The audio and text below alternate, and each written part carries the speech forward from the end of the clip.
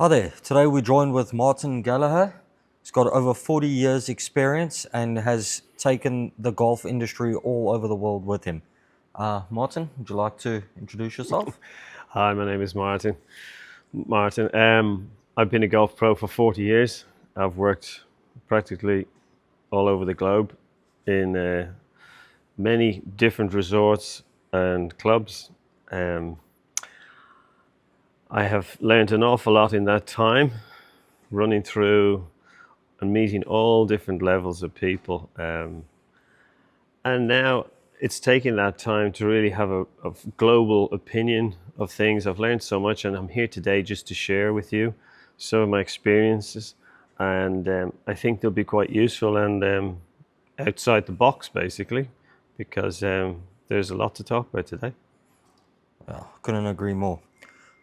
So obviously being in the golf industry myself for quite a while, not as long as you have, but obviously there's a lot worse golfers than there is the better golfer, for instance. What would you say to a beginner golfer out there?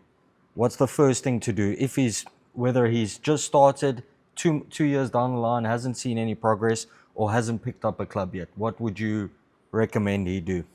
I always recommend you start on the putting green and work backwards. People tend to start with the full swing, which can be very challenging. Whereas if you start on the putting green, because basically you've got two games in one. One game's on the ground and one game's in the air. They're not the same, as a lot of top pros will know. So if you start with the objective, because you've got the objective to get the ball in the hole and work your way backwards, as opposed to the opposite, people starting with irons and then getting to driver, and the short game is the basis of the game, and then you work it back. That to me. Plus, also the person doesn't get demoralized like they would with a full swing instantly, because you're getting a result. You know, the ball, there's the hole. It's not going to take an awful lot of talent to get that ball in the hole. So that'll progress them. And then we move backwards to chipping, pitching, and then longer game. Because going the other way around, they get this impression, oh, I have to hit the ball far and miles. And that's another thing we go into. The object of the game is not to hit the ball as far as you can. If it was, nobody in the top level would exist. Bodybuilders would be world champions, and you'd be bench pressing on the first tee. Yeah, no, I couldn't agree You know? more. And it's an interesting topic you brought up there, starting on the putting green. Obviously, it's not as glamorous as hitting good golf shots and bombing the ball 300 yards and all of that. But I think most people just go to the range and just want to hit balls. No one even knows what a putting green is yet, before they pick up the thing. So I think that's something that a lot of coaches or golf in general should emphasize, because I don't know about you, but I know for sure that putting is by far the most important part of the game. Well, see, the putter is the only golf club you use on every hole. You don't use your driver on every hole. And yet it hasn't got the same wow factor. Yeah. But it's a scorecard, not a postcard. So at the end of the day, nobody cares if you hit it 300 yards or 10 inches. It's all the same. And that's where the thing breaks down. If you just want to hit ball far, well, that's a different game. So that's where we need to really think about it and explain to the student before you start, what is the object of the game? Because we assume things, and then everything goes wrong, and the fun then because the game is so challenging, you need to give a little bit of reward now and again. So starting that way, plus if you get a beginner or an experienced golfer, they can both have fun on the putting green. They're engaging immediately. But if you take out an iron and you've got a decent player and a beginner, they just get so depressed because they see the other person hitting the ball and they can't even make contact. So you kind of lost the student before it even gets into it. Yeah, exactly. Well, what I used to do with my friends as well, we could spend hours on the putting green just by playing little games like tennis or, lower score or Yeah. something like that. So there's definitely ways around it to make putting not as boring as what it seems, but, actually enjoy Yes. it. And then oftentimes I didn't really practice like, the drills on the putting green. It was just messing around on hours on end on the putting green with my mates. And I saw great results from that as well. And that just brings us back to the saying, drive for show and putt for dough. So Absolutely, absolutely. As I say, they don't put your name in it. There's no comment box on a scorecard. 100%, You know. 100%. Now, okay, so I know myself when I first wanted to start out golf, I walked into this prestigious golf course back in South Africa, and I was immediately intimidated to the point where I actually didn't end up going onto the range because I saw all these guys hitting unbelievable shots and everything. How crucial is it, or how crucial has it become that, simulators are taking that sort of fear away from people, or especially beginners who haven't started the game but want to? Yeah, simulators are great because they're kind of, they give you much more feedback as well than just on the range at the start, and you don't have to deal with all the other stuff outside. I think simulators are fabulous because they give you real data and you know exactly what you're actually trying to do. Whereas when you're hitting balls on a range, I've been teaching for forever, and I go up and talk to a guy and I say, right, what are you aiming at? Don't know. How far do you hit it? Don't know. What are you practicing? Don't know. So and then they complain they can't make any progress, and that's the real issue. The simulator is great, and don't underestimate it that it's lesser than playing the main game. It's like I have a lot of clients who are pilots, and they spend just as much time in the simulator as they do in the air.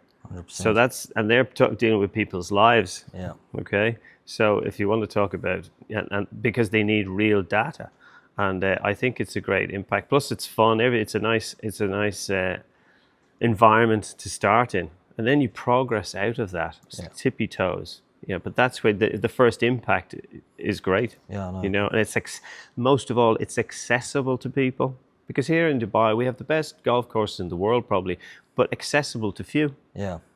You Very, very true. Especially coming, like, with price tag aside, with the heat coming now that it's creeping into summer, no one really wants to be out there on the course because it's just too damn hot. So Exactly, I think, and it's the time actually to do some practice if you can, because when the tournaments start in September, October for the competitive people, they haven't lost their game, as they say.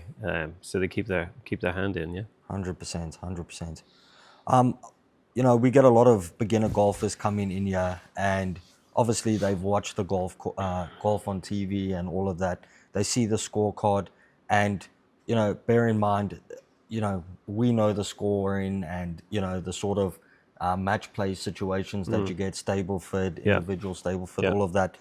How is it important for a beginner to sort of know these terms, or do they gradually ease into it and learn as they go? Because I get a lot of people wanting to know everything all at once, but I know it's a process. It is a process. At the beginning, you go gently. It's interesting, actually. When I worked in Europe, I worked in Italy for over 20 years. Yeah. They have an actual. You have to get a license to get on the golf courses, which is quite interesting. Yeah. You have to do an exam in the rules and a playing exam, which in hindsight is actually very good, because you get out in the golf and they do know the rules of golf, and it's not easy, but it creates what I call value into it, because I've achieved something, just like in school, and which is a good approach. But for the general person, it's just about, basically there's one rule. The idea and the object of the game is to get the ball to the hole in the least number of shots. Yeah. Okay, that's the game. And the one rule that exists is you play the ball as it lies. The problem is when you can't find it or you can't play it, then you need to know the rules. 100%, 100%. Now, going on to equipment. Yep. Okay, obviously I specialize more in the field and everything, but just your take now. Obviously you've played with clubs that, had wooden shafts, and, the very first Shafts, now that's really one of the first clubs ever made. Cheers. Well, not far away. We're wooden heads, in fairness. Great Tony Penna golf clubs, wonderful. All the top players play them. Going on that, how important is it having a beginner get a brand new set of clubs or go get fitted for a set of clubs? I don't recommend it to be fitted at the start. You give them 3 golf clubs, maybe a 7-iron, a wedge and a putter, and then they actually understand how to play the game and how to develop it. I never had a set of golf clubs when I started the game of golf, and it was the best thing ever because I adapted to it. And it's a bit like having a calculator nowadays. Children can't count because they don't have to. Yeah. And you're not using the resources that you have. I mean, we're all brilliantly talented in one way or another. And doing that, it creates curiosity and people being inventive. But when you just give them a whole set of golf clubs, in fact, to me, a set of golf clubs shouldn't have more than 7 golf clubs. There's absolutely no need for 14 golf clubs. I do not understand why. You think about in a round of golf, how many times, what clubs you use. And now it's gone the other way a bit too much. You know, before it was a pitching wedge and a sand wedge. Now everything's split. There's different types of loft. It's great for the higher end person, but for the average guy is just confusing the person. You know, there's too much. You know, I can't play. I haven't got my 54-degree wedge with 8-degree bounce. You know, so it's all very nice, but that's the world we live in. We've got so much choice, but I think simplifying it doesn't mean it's missing anything. Yeah, no, I agree. And I think the best advice for any beginner, if he is looking to, instead of renting a set of clubs, you know, every time he goes and plays and everything, which could also be a bit costly, is just go find a cheap, you know, beginner set. Like you said, with a few clubs in the bag, you know, you can find them at the local pro shops over here, or, you know, on Amazon or wherever. You know, just a beginner set that's not going to break the bank, or even on, you know, Facebook Marketplace or something like that, where you just buy an old set, because whether you buy a, you know, 20,000 dirham set or a 1,000 dirham set, you're going to do the same thing with it as a beginner. So exactly. I agree completely. You know, it's like a car. A car is a car. Yeah, yeah. It has the same purpose if it's a Lamborghini or just a second-hand 100%. Ford, you know. So, okay, Martin, thanks again for joining us today. Pleasure. To our audience, if you've got any comments or questions, please put it in the comments below, and give us a like if you enjoyed the content.